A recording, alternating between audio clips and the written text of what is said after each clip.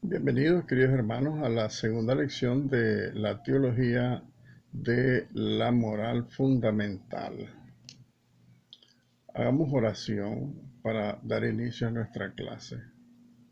Quiero tomar de la liturgia de este día la aclamación que se dice antes del Evangelio, que dice así: Inclina, Dios mío, mi corazón a tus preceptos y dame la gracia de cumplir tu voluntad. Aleluya, aleluya. Esto está tomado del Salmo 118. Recuerden que en la Biblia sale dos números en cada salmo, uno sin paréntesis y el otro entre paréntesis. El que está sin paréntesis es para la lectura corriente y el que está en paréntesis es utilizado en la iglesia para la liturgia. Entonces vamos a mencionar el número que tiene el salmo para la liturgia, que es el que está entre paréntesis, el salmo número 18. Vamos a ir reflexionando porque es uno de los salmos más grandes de la salmodia de la Biblia. Tiene 176 versículos, es enorme y es apropiadísimo para orarle al Señor en esta nuestra clase de moral cristiana. Y vamos a leer un par de párrafos en espíritu de oración. Dichosos los que con vida intachable siguen la ley del Señor. Dichosos los que cumplen sus preceptos y lo buscan sinceramente. Dichosos los que sin cometer ningún mal siguen sus caminos. Tú promulgaste tus decretos para que se observaran con esmero. Ojalá me mantenga en la observancia de tus normas. Entonces no me avergonzaré al contemplar todos tus mandatos. Te daré gracias de corazón cuando aprenda tus justas decisiones. Quiero observar tus normas. No me abandones nunca. Gloria al Padre, y al Hijo, y al Espíritu Santo, como era en el principio, ahora y siempre, por los siglos de los siglos. Amén. Bien, en esta segunda lección de moral cristiana, vamos a reflexionar en primer lugar la moralidad de las pasiones que iniciamos en la clase anterior. Veremos la dignidad y la libertad moral, la ley moral, la ley natural y los 10 mandamientos. Vamos a ver si logramos ver todo eso. Si no, pues seguiremos después. Bien. La moralidad de las pasiones. Según los conceptos de la doctrina católica, las pasiones son los afectos, las emociones o los movimientos de la sensibilidad humana que son componentes naturales de la psicología humana, y todas estas pasiones inclinan a actuar o a no actuar en función de lo que se percibió como bueno o como malo en nuestra conciencia. Las principales pasiones, según la teología, son el amor, en primer lugar, es la mayor de las actuaciones, es la pasión fundamental, vital para el hombre. El amor, pero también están las otras pasiones, el odio, el deseo, el miedo, la alegría, la tristeza, la cólera y la pasión fundamental, como les decía, pues es el amor, que es provocado por la atracción total del bien, que es Dios mismo.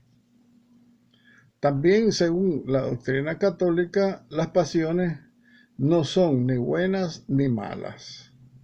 En sí mismas, las pasiones son de la psicología humana, que son buenas cuando contribuyen para una acción buena y son malas cuando al contrario contribuyen para una acción mala. Por ejemplo, el miedo.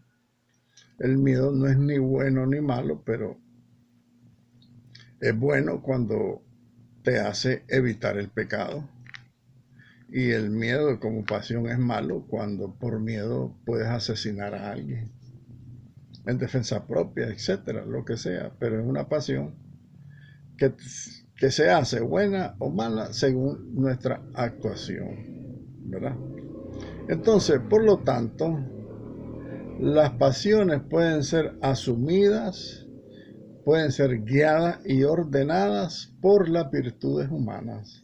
Si nosotros tenemos buenas virtudes, vamos a saber orientar las pasiones, aunque algunas son difíciles de controlar. Por ejemplo, la tristeza, el miedo, el odio, ¿verdad? Entonces, si nosotros aprendemos a guiar las pasiones, estas se pueden controlar, se pueden ordenar o se pueden pervertir y se pueden desorientar las pasiones por los vicios, ¿verdad? Si nosotros tenemos el pecado de la gula, nosotros tenemos el vicio de comer mucho, pues eso nos llevará, ¿verdad?, a desequilibrar nuestro organismo y por lo tanto cometeremos pecado, el pecado de la gula, ¿verdad? Bueno, eso es en cuanto a las pasiones. Las pasiones no son ni buenas ni malas,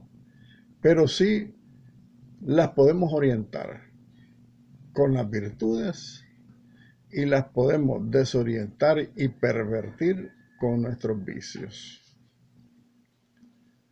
Bien, veamos otro tema. Estos son temas introductorios, ¿verdad? Porque después vamos a entrar más en lleno en lo que es todo lo que es la teología de la moral. La dignidad y la libertad moral.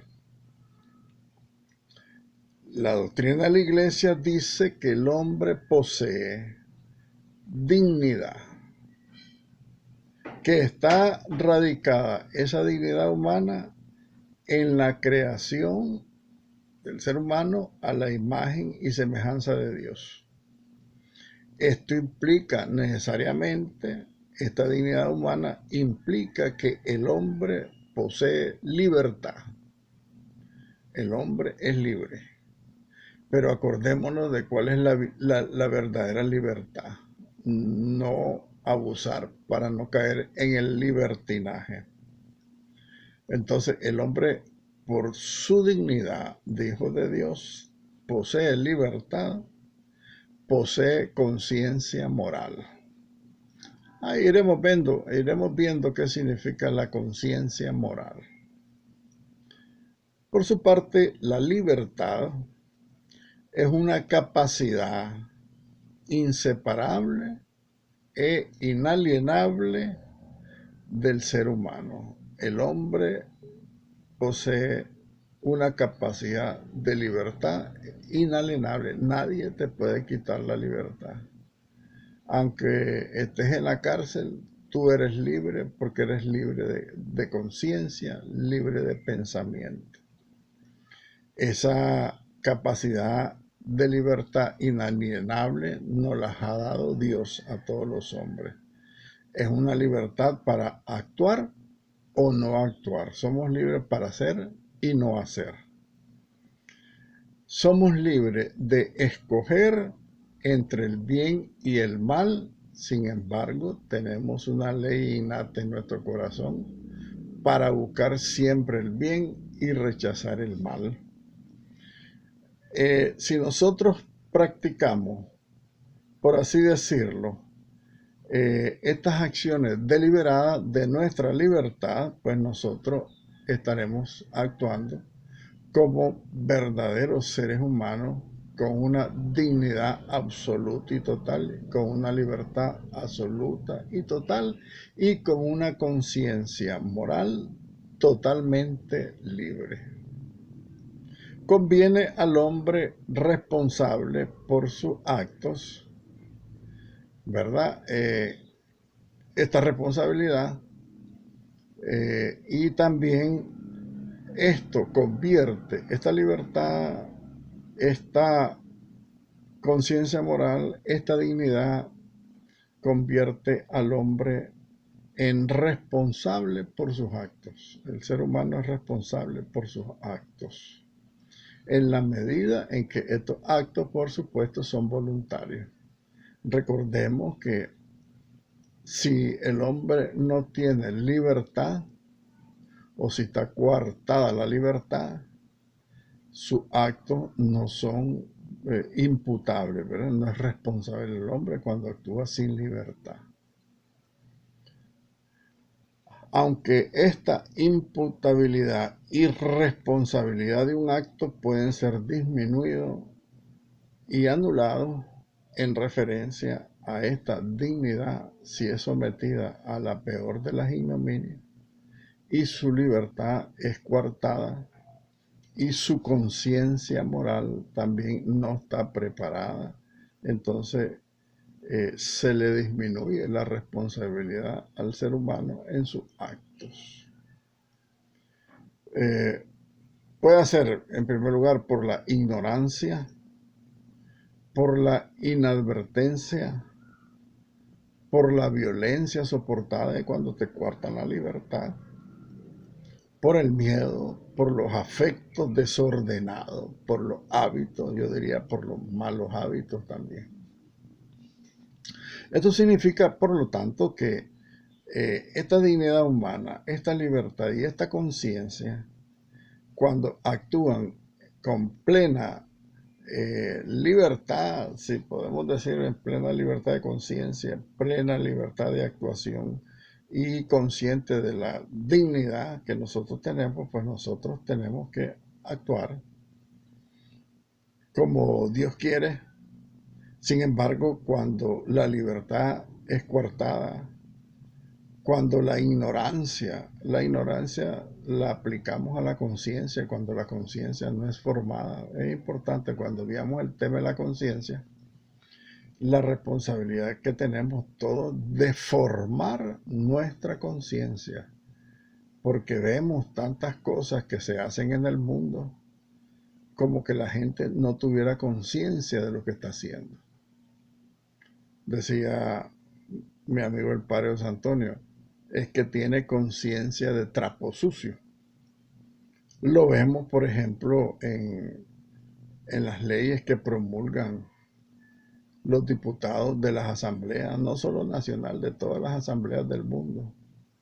Cuando eligen aprobar el aborto, cuando eligen aprobar el matrimonio homosexual, en conciencia ellos saben que es malo porque la ley natural está implícita en su mente, en su corazón, en su alma.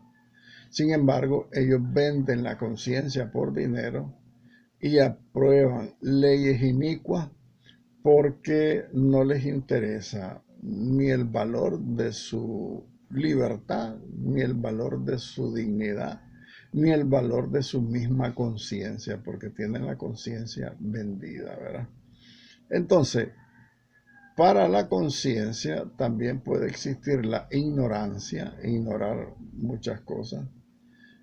Cuando uno no es advertido, la inadvertencia, cuando no advertimos una cosa mala, cuando soportamos violencia por el miedo o por los afectos desordenados, por los malos hábitos, nosotros podemos actuar en contra de nuestra libertad, en contra de nuestra conciencia, incluso en contra de nuestra libertad. Y la elección del mal, decíamos ayer también, es un abuso de la libertad. Cuando la libertad está coartada, pues no podemos elegir el bien, sino que la persona elige el mal. Entonces, cuando se elige el mal, es un abuso a la libertad. Y cuando se abusa de la libertad, eso nos conduce a la esclavitud del pecado.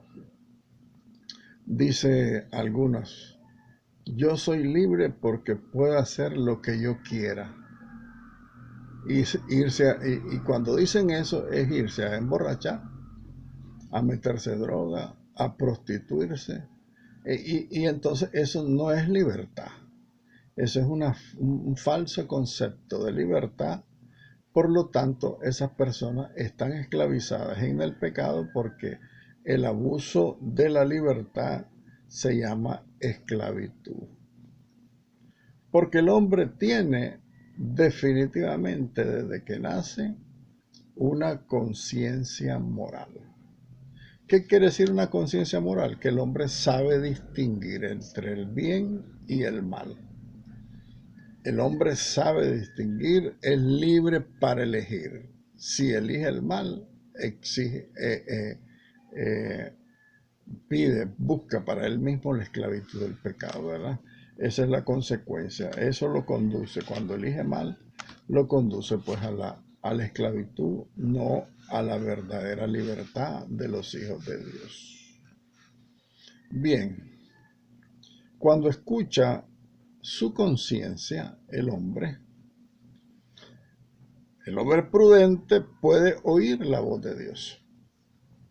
Cuando veamos la conciencia, vamos a definir la conciencia que aquel lugar más íntimo del alma y del corazón del hombre, donde él está solo con Dios. A eso se le llama la conciencia moral. Entonces, el hombre prudente puede oír la voz de Dios cuando él busca escuchar su conciencia. Que este mismo Dios ordena a practicar el bien y evitar el mal. En esa conciencia o ley natural, Dios ha impreso en el corazón del hombre esa sabiduría de distinguir el bien y el mal. Y en conciencia elegir siempre el bien y evitar el mal. En conformidad, la conciencia en conformidad y guiada por la razón. O sea que la razón humana tiene la capacidad de definir cuál es el bien para hacerlo y puede definir y distinguir cuál es el mal para no hacerlo, para evitarlo. Entonces, la conciencia tiene que ser guiada, por supuesto, por Dios, por la obediencia de la fe y por la razón. Nosotros razonamos, tenemos razón, no somos animales. Y a veces nosotros vemos, ¿verdad? Que valga la repetición de la comparación con los diputados que tenemos en toda Latinoamérica, que a veces piensan con el hígado, piensan con los pies, en vez de pensar con la cabeza. Porque hacen unas leyes tan perversas y tan inapropiadas y contrarias a la dignidad humana, que uno piensa a veces son mejores los animales que los seres humanos. Y es el gran problema que tenemos hoy por las ideologías modernas del naturalismo. ¿Saben cuál es el naturalismo? Es una ideología que le da culto a la naturaleza y a los animales y los valora más que la misma dignidad humana. Porque, por ejemplo, los lobby gay, por ejemplo, y los lobby LGTB, las lesbianas y los homosexuales, son grandes propagadores de la defensa de los animales, pero que promulgan el aborto. Entonces ahí hay una pérdida de la dignidad de ellos mismos, pérdida de su conciencia, está totalmente torcida, y por lo tanto hay una pérdida hasta cierto grado de su libertad y de su capacidad de razonar. Entonces, por eso ellos creen que los animales aman y tienen pensamientos y son mejores que los seres humanos, y por eso hay que matar a los seres humanos y defender a los animales. Son cosas totalmente invertidas, ¿verdad? En esa escala de valores que el mundo está queriendo imponer a la persona humana, que el ser humano vale menos que cualquier cosa, vale menos que incluso los animales. Y lo vemos que también lo están metiendo, incluso desde niños se lo están metiendo a nuestros hijos. Cuando te presentan en el cine, en la televisión, esas películas que los animales hablan, los animales no hablan. Entonces el niño cree que puede platicar con un animal y el animal te entiende. También con eso de los superhéroes que le presentan a los niños desde chiquitos, te, te van metiendo en la cabeza que si vos sos la mitad hombre y la mitad animal, por ejemplo, el hombre araña, el hombre murciélago, el hombre lobo, eso significa mitad hombre, mitad animal. Te están queriendo decir que si sos mitad animal, sos más poderoso que el ser humano normal. Y todo eso en la psicología social te están metiendo desde la educación a los niños ese antivalor en contra de la dignidad de la persona humana, que valen más los animales que los mismos seres humanos. Entonces, por la doctrina católica y por la ley de Dios, que son los 10 mandamientos, especialmente la regla de oro, estos mandamientos que están en el libro del Éxodo, que dio Moisés al pueblo de Israel y que Jesucristo vino a darle plenitud a toda la ley, gracias a ella la persona humana percibe la cualidad moral de un acto a realizar o de un acto ya realizado. Entonces nosotros tenemos por la revelación, por la ley positiva, digamos así, por la ley de Dios, por los 10 mandamientos, tenemos la capacidad moral, la conciencia para distinguir entonces y emitir un juicio sobre nuestro acto humano. Y percibimos en este juicio de los actos humanos, percibimos la calidad moral que tienen los actos que vamos a realizar o de los actos que ya realizamos. Permitiéndonos a todos nosotros asumir la responsabilidad cuando hemos hecho un acto. Si hemos hecho un acto bueno, asumimos la responsabilidad de haber hecho algo bueno, que eso nos merece ante Dios méritos, pero también ser responsable que cuando hemos hecho un acto contrario a la ley natural, contrario a la moral, ser responsables ante Dios por el cual merecemos una pena, sea temporal o eterna. Para restituir la pena no es porque es invento, sino que es para restituir la santidad de Dios. Y ese es el problema del pecado. El problema del pecado no es solamente que hayamos ofendido a Dios, sino que para poder restituir, consolar, digámoslo así, reparar ante Dios una injuria, un daño que hayamos hecho, es porque tenemos la responsabilidad de restituirle a Dios su santidad. Porque cuando hacemos actos contrarios a la voluntad de Dios, son actos que ofenden a Dios de una manera infinita. Fíjense ustedes, así de triste es la realidad del pecado. Nosotros hacemos un pecado, por muy pequeño que sea, un pecado mortal, ofende en tal grado a Dios que por ese pecado, aunque sea pequeño, somos reos de condenación eterna. ¿Por qué razón? No solamente por el hecho del pecado, sino por la santidad de Dios, por la infinita bondad y amor de Dios, que ha sido ofendido de una manera infinita. Porque cuando nosotros ofendemos a una persona humana, la ofensa es limitada, es humana, pero cuando ofendemos a un ser infinito, la ofensa es infinita. Por eso el que ofende a Dios merece la condenación eterna. Pero por supuesto que Dios no quiere eso de nosotros, sino que el Señor quiere que nosotros restituyamos en la medida de lo posible durante toda nuestra vida todo el daño que hagamos a sus criaturas, porque Él dice, lo que le hiciste a esto, los más pequeños que son mis hijos, a mí me lo hiciste. de los más pequeños de mis hermanos a mí me lo hiciste. Entonces, cuando se ofende a Dios, se ofende a un ser infinito y por lo tanto la consecuencia del pecado es gravísima por esa razón. Entonces, nosotros tenemos que percibir por la libertad, por la conciencia, por la dignidad, pero también por la ley de Dios, los mandamientos y por su misma gracia, asumir, tenemos la responsabilidad de reconocer, ¿verdad?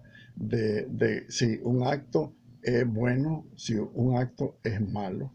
Y por lo tanto, entonces, responder ante Dios, si hicimos bien o si hicimos mal. Entonces, el hombre, como posee dignidad, no debe ser impedido ni obligado a actuar en contra de su conciencia. El hombre tiene una dignidad que la ha perdido, fíjense ustedes, el hombre ha perdido su dignidad a consecuencia de tantas cosas exteriores que influyen en la misma formación de la conciencia del ser humano. El hombre posee una dignidad tal que nunca debe ser impedido, nunca debe ser obligado a actuar en conciencia. Pero como a veces les repito, la conciencia que tenemos es muy frágil, mal formada, una conciencia laxa, incluso podemos llegar hasta vender la conciencia por unos cuantos billetes y actuar en contra de la dignidad humana, en contra de la sociedad, en contra de la persona, en contra de incluso de uno mismo, por quedar bien con el que te impone, con el que te paga, con el que te compra tu conciencia. Debiendo por eso el ser humano, el hombre tiene por eso siempre la obligación de obedecer al juicio cierto de su conciencia. El hombre tiene obligación de obedecer al juicio cierto de su conciencia. ¿Por qué razón? Porque eh, sigamos el ejemplo de los diputados, que desgraciadamente son lo peor que tenemos en conciencia de trapo sucio. Eh, el hombre siempre tiene que ser libre y tiene que ser siempre obediente al juicio cierto de su conciencia. La conciencia te dice, eso está mal hecho. Tenés que obedecer esa voz de la conciencia, que está mal hecho. Pero por supuesto que por un dinero yo no le obedezco a la recta, al recto juicio de mi conciencia. No me interesa, me interesa el dinero. Entonces ahí se pierde, ¿verdad? Esa dignidad que tiene y ese valor que tiene la conciencia de ser inalienable, de ser insobornable, debería ser así la conciencia.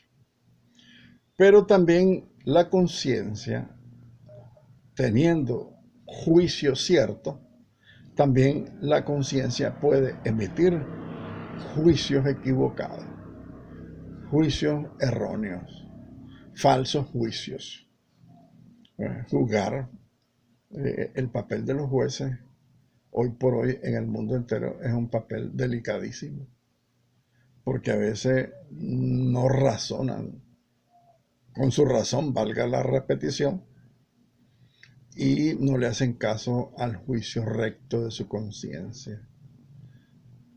Vemos el caso de los presos políticos que ahorita les están imponiendo sentencias de cárcel de 12, 15 años, 20 años, no sé cuántos años. A petición de otro, no en respuesta a la voz de su conciencia, que te debería decir, esos hombres son inocentes. Porque piensan diferente, no quiere decir que ellos son dignos de castigo o de muerte. Pensar diferente es una libertad que tenemos todos los seres humanos de pensar cada uno como quiere y cada uno como le dicta su conciencia. como le dicta su misma dignidad humana. Entonces, por lo tanto, pues, ¿verdad? La conciencia emite juicios rectos, juicios justos, juicios ciertos y juicios erróneos. Para que esto no acontezca en la conciencia, es necesario rectificar la conciencia, tornar la conciencia perfecta, o sea, formar la conciencia, rectificar nuestra conciencia, para que ella esté siempre en sintonía con la divinidad, con la voluntad divina. ¿A través de qué? A través de la educación cristiana. Si nosotros formamos nuestra conciencia cristiana, nosotros vamos a tener una conciencia rectamente formada, rectamente justa, y nunca se va a equivocar el juicio que emita nuestra conciencia. Siempre será un juicio recto. Cuando educamos la conciencia. ¿Cómo educamos la conciencia? Con la formación cristiana. Cuando asimilamos la palabra de Dios. Cuando asimilamos las enseñanzas de la iglesia. Además de eso, ayudar a la conciencia en lo que ayuda mucho, pues, en esta formación moral de la religión, una formación en el examen de conciencia, bien por los dones del Espíritu Santo, que supone que los tenemos por el bautismo, y por los consejos personales de las personas de bien. Si hay personas sabias, pero son del mal, siempre te van a aconsejar lo malo. Gloria al Padre, y al Hijo, y al Espíritu Santo, como era en el principio, ahora y siempre, por los siglos de los siglos. Amén.